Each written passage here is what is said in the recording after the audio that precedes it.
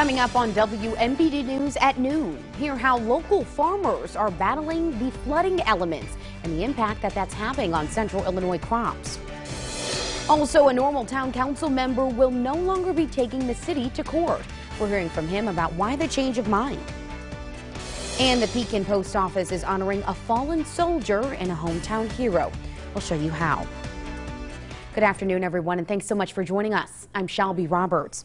New at noon, 2 Bloomington men are facing criminal sexual abuse charges involving minors. Last Thursday, these two men, 41-year-old Juan Lorenzo, was arrested for 8 counts of predatory criminal sexual abuse for a victim under the age of 13. And the man next to him, 40-year-old Josu Rodriguez Soto, faces 20 counts of sexual abuse cases against a person between the age of 13 and 18. Now, those arrests stem from 2 separate investigations. Both men are in the McLean County Jail, and they each have bonds set at $1 million. Well, constant rain and storms have farmers here in Illinois scrambling to plant some of their crops. As of Sunday, only 35% of corn and 14% of soybeans have been planted. The USDA says corn and soybean planting is more than 50 percentage points behind the 5-year average. In just a matter of days, central Illinois farmers will have to decide whether to opt into a crop insurance plan. It's called the Prevent Plant option. June 5th is the deadline for corn, and June 20th is the deadline for soybeans. Farmers can also wait for Congress and the Trump administration to pass the Market Facilitation Program. Farmers, if they opt to take the Prevent Plant option, it's only going to reimburse them for a percentage of what they normally would have had, a percentage of the revenue. That's what the insurance program is. And the Market Facilitation Program, which Congress and the administration has been talking about, it would only pay a percentage of the revenue that they would normally get also. And homeowners on the border of Pekin and Tremont are back on the grid after some strong winds knocked down Route 9 power lines late Tuesday night. Yesterday, Ameren crews assessed damage along Springfield Road. Those crews brought in more than 15 new poles to replace those downed lines. Ameren representatives are crediting a new system for a quicker turnaround. We were able to get most of those customers on relatively quickly because of being able to transfer their power from another source. We've built redundancy into our system, so when we have occurrences like that, we can pull power from another feed, and we're able to get those customers on quickly and safely. And Ameren is also replacing every 5th pole with a composite pole that isn't wood to be able to better withstand storms. Well, while the Midwest has been at the center of severe weather, the Midwest Food Bank is bringing help. The food bank is teaming up with Salvation Army to provide aid to those in need.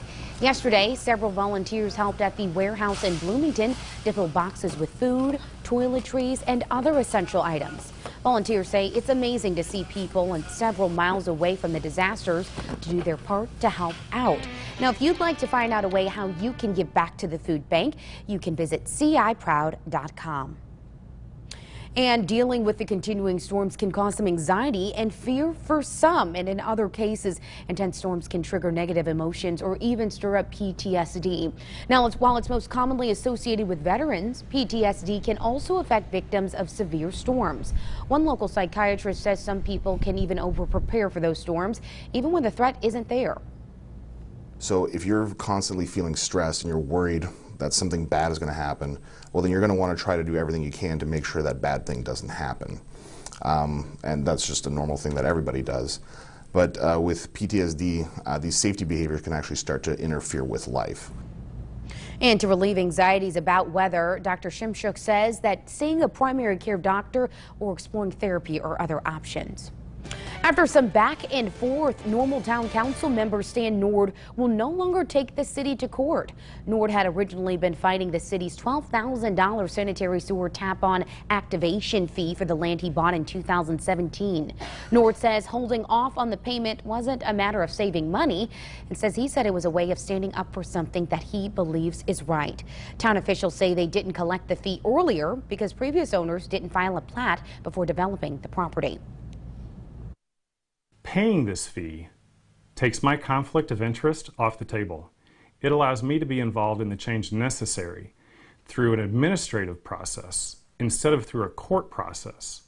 so ghost charges do not cloud the title of other properties in Normal. And Nord says he will now turn his attention to fixing some of the zoning codes in the area to make sure this doesn't happen again.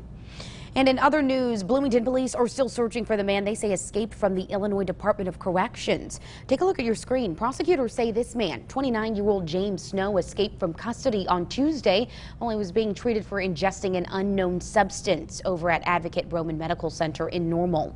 He was last seen in the area of Cardinal Ridge Trailer Park in Bloomington. Snow is described as a 6-foot-tall man, about 180 pounds, and he was last seen wearing a white shirt, gray pants, and no shoes.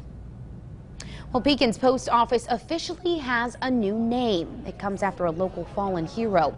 It's been renamed in honor of Marine Lance Corporal Jordan Bastine. He's a former Marine who lost his life back in 2011 during the war in Afghanistan. Congresswoman Sherry Bustos hosted the naming ceremony right outside of the post office. Anyone who missed that ceremony can still see the plaque that was made in his honor when they go to the post office. Still ahead, the state of Illinois is one step closer to legalizing recreational marijuana. We'll tell you why up next.